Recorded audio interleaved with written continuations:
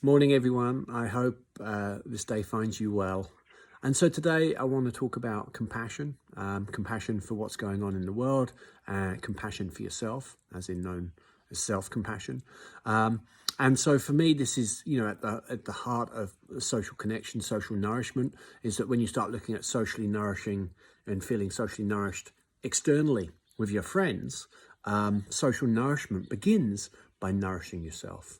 Right? And so one way that you can help nourish yourself is by bringing more self-compassion to yourself. So what that looks like with self-compassion is, rather than when we're doing something that we maybe deem as negative, or that we shouldn't do it, or maybe we're eating a food that we think we shouldn't eat, or is maybe not the best food choice in the world, we often will go straight to being self-critical and flagellating ourselves for that.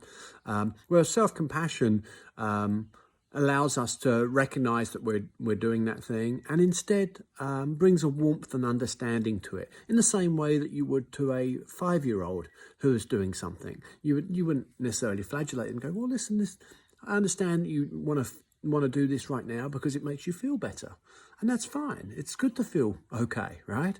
And so by nurturing this self-compassion, what it actually happens is it actually supports you seeing what you actually need, as opposed to pressing those needs down and then having them come out in funny ways, like eating the wrong foods or self-destructive behaviors.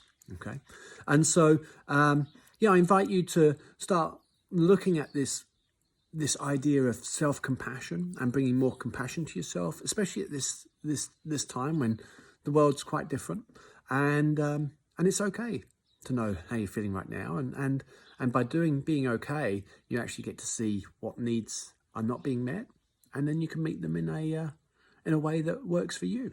Okay, so I've been doing this for a little while personally, and it's been quite incredible, and so I invite you to give it a go too. All right, good luck.